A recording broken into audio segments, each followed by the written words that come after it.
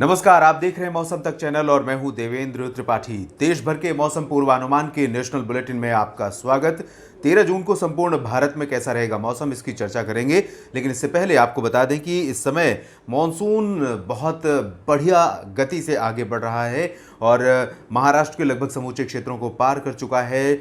साथ ही साथ दक्षिण भारत के समूचे क्षेत्रों को कल ही पार कर गया था। इसके अलावा आज मध्य प्रदेश के दक्षिणी हिस्सों में भी आगे बढ़ा है, छत्तीसगढ़ में आगे बढ़ा है, ओडिशा में भी आगे और बढ़ चुका है और गंगीय पश्चिम बंगाल के समूचे क्षेत्रों में आगे बढ़ चुका है।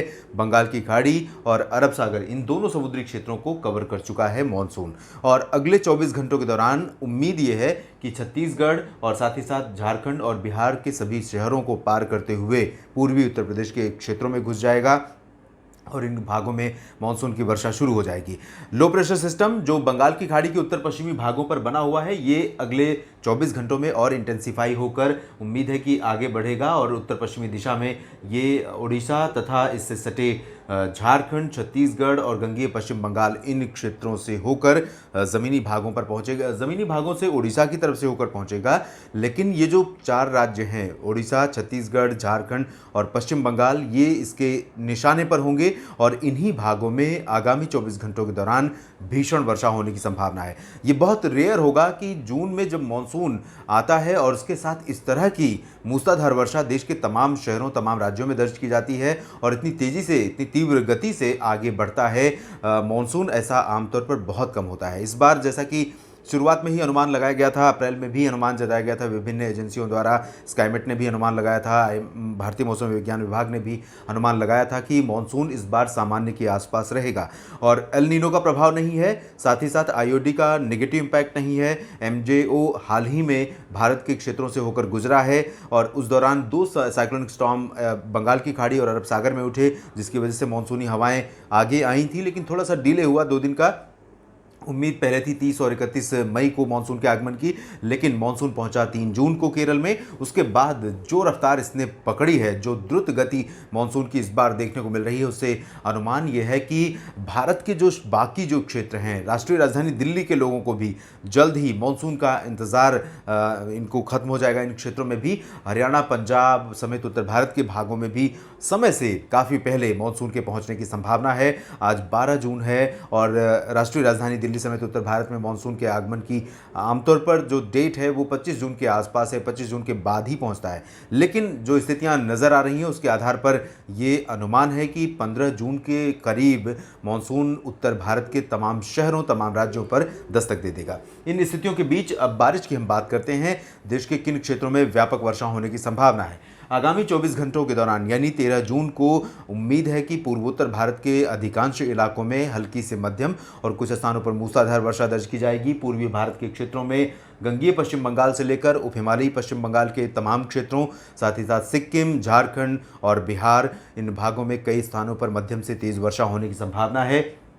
बिहार में पटना, गया, नवादा और भागलपुर, दुमका, कटिहार, साथ ही साथ किशनगंज, पूर्णिया, अररिया, सुपौल से लेकर पश्चिमी चंपारण और सिवान तक सभी शहरों में अच्छी बारिश होने की संभावना नज़र आ रही है। बारिश की गतिविधियां धीरे धीरे बिहार में और बढ़ सकती हैं क्योंकि मानसून अब सभी क्षेत्रों में पहुंचने वाला है, जल्द ही दस्तक दे सकता है। और इसी के साथ ही झारखंड के भी पूर्वी इलाकों में मानसूनी बौछारें शुरू हो जाएंगी। लेकिन जो पश्चिमी शहर हैं, आप यहाँ देख सकते हैं, उत्तर पश्चिमी इलाके जो बिहार से सटे क्षेत्र होंगे, इन भागों में कई स्थानों पर तेज वर्षा होने के आसार हैं। ओडिशा में जैसे कि मैंने बताया, पहले से ही बारिश हो रही है और बारिश की तीव्रता, इंटेंसिटी यहाँ पर और बढ़ने की संभावना है। भुवनेश्वर से लेकर कटक तक, बोलांगीर से लेकर तमाम शहरों तक व्यापक वर्षा होने की संभावना है। मानसूनी फुहारों में, मानसून की झमाझम बारिश में ओडिशा के लोग भीगने वाले हैं। छत्तीसगढ़ और मध्य प्रदेश के दक्षिण पूर्वी इलाकों तथा तेलंगाना और विदर्भ के क्षेत्रों में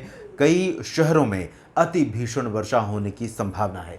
ये वो रीजन होगा जहां पर अगले 24 घंटों के दौरान सबसे व्यापक वर्षा होने की संभावना है। इन क्षेत्रों में छत्तीसगढ़ के दक्षिणी इलाके ज़्यादातर प्रभावित हो सकते हैं। दंतेवाड़ा, सुकमा, बीजापुर और साथ ही साथ रायपुर तक व्यापक वर्षा होने के आसार नज़र आ रहे हैं। और अगर हम तेलंगाना की बात करें तो हैदराबाद से लेकर तमाम शहरों में वर्षा होगी और महाराष्ट्र में, विदर्भ में नागपुर, वर्धा, अकोला, गोंदिया समेत तमाम शहरों में भीषण बारिश की गतिविधियां यहाँ देखने को मिल सकती हैं। और इस समय की बारिश तमाम फसलों के लिए, फलों के लिए काफ़ी नुकसानदायक सिद्ध हो सकती है, क्योंकि ये जो बारिश होगी इसके साथ लगभग 40 से 50 किलोमीटर प्रति घंटे की रफ्तार से हवाएं चल सकती हैं और बादलों की तेज़ गर्जना हो सकती है। जो स्थितियां हैं, इस स्थिति में आमतौर पर कुछ इलाकों में बादल फटने जैसी घटनाएं होती हैं। बादल फटने का अर्थ ये है कि किसी पर्टिकुलर एरिया में लगातार और बहुत ज़्यादा, उम्मीद से ज़्यादा बारिश कुछ ही समय में हो जाना। तो ये स्थितियां यहाँ पर बन सकती हैं। आप देख सकते हैं बहुत अधिक वर्षा यहाँ पर होने का खतरा है। यहाँ पर अलर्ट में रहें, सतर्क रहें। दक्षिण पूर्वी मध्य प्रदेश के क्षेत्रों में भी लोगों को सतर्क रहने की आवश्यकता है। मध्य भारत में महाराष्ट्र के जो बाकी इलाके होंगे, मराठवाड़ा, इन भागों, मराठवाड़ा में ज़्यादा वर्षा नहीं होगी, लेकिन हवाएं काफ़ी तेज चलेंगी, घने मानसूनी बादल छाए रहेंगे और मध्य महाराष्ट्र के उत्तर से लेकर दक्षिण तक के शहरों में, यानी नंदुरबार और धुले से लेकर नासिक, पुणे, सांगली, सतारा, कोल्हापुर, सोलापुर और आसपास के तमाम शहरों में व्यापक वर्षा के आसार हैं। और तटीय इलाकों में कोंकण, गोवा अब धीरे धीरे एक्टिव होने जा रहा है और ऑफशोर ट्रफ बनी हुई है। यहाँ पर दक्षिण पश्चिमी हवाएं लगातार काफ़ी व्यापक तीव्रता से चल रही हैं। अनुमान है कि हवाओं की रफ्तार बढ़ेगी और पालघर से लेकर ठाणे, कल्याण, मुंबई, नवी मुंबई, अलीबाग, रत्नागिरी, रायगढ़, सिंधुदुर्ग, महाबलेश्वर, इन सभी शहरों में भीषण वर्षा अगले 24 घंटों के दौरान दर्ज की जा सकती है। 24 घंटों के बाद बारिश की तीव्रता, ये जो कोस्टल रीजन है, इन भागों में और ज़्यादा बढ़ सकती है। तो तटीय रीजन में लोगों के लिए मुश्किलें भी बढ़ने वाली हैं। लगातार ये जो इंसेसेंट रेन है, ये अगले 4-5 दिनों तक जारी रहेगी और यही कारण है कि जो कोंकण, गोवा का रीजन है, यहाँ पर बारिश का जो आंकड़ा है, नॉर्मल रेनफॉल का डेटा है 1 जून से लेकर अब तक का, वो बहुत व्यापक रूप में और अधिक बढ़ सकता है और ऊपर जा सकता है। अगर हम दक्षिण की तरफ चलें तो यहाँ पर गोवा से लेकर कर्नाटक और केरल के तटीय, केरल के लगभग सभी शहरों में और कर्नाटक के तटीय शहरों में भारी वर्षा होने की संभावना है। अंदरूनी कर्नाटक और तमिलनाडु में हल्की से मध्यम बारिश के आसार हैं। तेलंगाना में, जैसे कि मैंने बताया, अच्छी वर्षा हो सकती है, जबकि रायलसीमा क्षेत्र में, जो आंध्र प्रदेश का क्षेत्र है, इन भागों में ज़्यादातर जगहों पर हवाएं चलेंगी, बादल छाएंगे और बूंदाबांदी या हल्की वर्षा होगी। भारी वर्षा की संभावना फिलहाल रायलसीमा क्षेत्र में नहीं नजर आ रही है। लक्षद्वीप, पुदुचेरी और अंडमान व निकोबार द्वीप समूह में भी बारिश होने के आसार हैं। उत्तर की तरफ हम चलेंगे, इससे पहले मध्य प्रदेश के भागों, बाकी जो भाग हैं, इनका जिक्र कर लेते हैं। मध्य प्रदेश के क्षेत्रों में सॉरी उत्तरी इलाकों में, उत्तर पूर्वी इलाकों में सिंगरौली से लेकर रीवा, सतना, सीधी, पन्ना और आसपास के इलाकों में कुछ स्थानों पर हल्की वर्षा हो सकती है। बादल जरूर इन भागों में घने रहेंगे और 24 घंटों के बाद यहाँ पर बारिश की तीव्रता बढ़ने वाली है। पूर्वी उत्तर प्रदेश के भागों में ज़्यादा एक्टिविटी नहीं है इस समय, लेकिन जब ये सिस्टम, लो प्रेशर सिस्टम, जो उड़ीसा की तरफ से अंदर के भागों में प्रवेश करेगा, उस दौरान पूर्वी उत्तर प्रदेश के कुछ इलाकों में बारिश की गतिविधियाँ बढ़ जाएंगी और पूर्वी उत्तर प्रदेश के भागों में मानसून के भी अगले 24 घंटों में दस्तक देने की संभावना है। पूर्वी उत्तर प्रदेश के इन्हीं शहरों में सोनभद्र से लेकर प्रयागराज, वाराणसी, गोरखपुर, जौनपुर, प्रतापगढ़ और अयोध्या तक, इन भागों में कुछ स्थानों पर हल्की वर्षा होने के आसार है। मध्य भारत में हम गुजरात का जिक्र अगर करें तो गुजरात के दक्षिण पूर्वी इलाकों तक मानसून पहुंचा है। सौराष्ट्र में भी कुछ स्थानों पर मानसून के जो स्थितियां अनुकूल हैं। सौराष्ट्र के साथ साथ कच्छ क्षेत्र में भी काफ़ी अच्छी संभावना बारिश की बन रही है।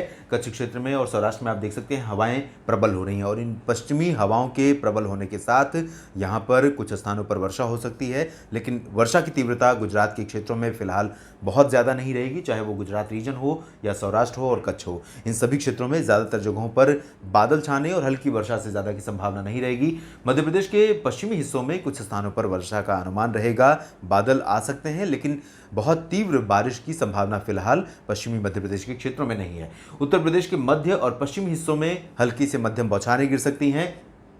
यहाँ आप देख सकते हैं पश्चिमी उत्तर प्रदेश का जो तराई वाला बेल्ट है, शाहजहांपुर से लेकर बरेली, शाहजहांपुर से लेकर मुरादाबाद, मेरठ और बिजनौर तथा नजीबाबाद, सहारनपुर, इन सभी इलाकों में कई स्थानों पर व्यापक वर्षा की संभावना नजर आ रही है। उत्तराखंड में भी कई स्थानों पर काफ़ी व्यापक वर्षा हो सकती है। उत्तर भारत के शहरों में सबसे ज़्यादा बारिश आगामी 24 घंटों के दौरान उत्तराखंड, हिमाचल प्रदेश और पंजाब में है। साथ ही साथ जम्मू कश्मीर के दक्षिणी हिस्सों में कुछ स्थानों पर वर्षा की गतिविधियाँ देखने को मिल सकती हैं। कुछ जगहों पर यहाँ पर पर भारी वर्षा का भी अनुमान है। हरियाणा में हल्की से मध्यम बौछारें गिर सकती हैं, जबकि राजस्थान के भागों का अगर हम मौसम देखें तो यहाँ पर उत्तर से लेकर दक्षिण और पश्चिम से लेकर पूरब तक अधिकांश इलाकों में बारिश बहुत ज़्यादा नहीं होगी। हालांकि लू का प्रकोप राजस्थान के ऊपर से धीरे धीरे खत्म हो गया है और कुछ इलाकों पर यहाँ आंशिक बादल छाने और बादलों की गर्जना के साथ धूल भरी हवाएं चलने या कहीं कहीं पर बूंदाबांदी होने की संभावना है। पर्वतीय क्षेत्रों में हल्की वर्षा होने के आसार हैं। कश्मीर के बाकी क्षेत्रों, लद्दाख और मुजफ्फराबाद, गिलगित बाल्तिस्तान समेत तमाम जगहों पर हल्की वर्षा होने के आसार हैं। हरियाणा में मौसम ज़्यादा सक्रिय नहीं रहेगा। आगामी 24 घंटों के बाद बारिश बढ़ेगी। राष्ट्रीय राजधानी दिल्ली के लोगों को भी आज रात में भी बारिश मिल सकती है और अगले 3-4 दिनों के दौरान काफ़ी अच्छी संभावना उत्तर भारत के इन सभी राज्यों में, दिल्ली समेत इन सभी राज्यों में है। राजस्थान में भी बारिश की गतिविधियां शुरू हो सकती हैं और इसी दौरान 3-4 दिनों के दौरान ही यहां पर मानसून भी दस्तक दे सकता है। तो झमाझम बारिश के साथ उत्तर भारत के लोग भी इंतजार कर सकते हैं मानसून के आगमन का। कुछ इलाकों में हो सकता है कि मौसम साफ रहे। देश भर के मौसम पूर्वानुमान के इस बुलेटिन में अभी इतना ही। आप बने रहिएगा मौसम तक चैनल के साथ। धन्यवाद।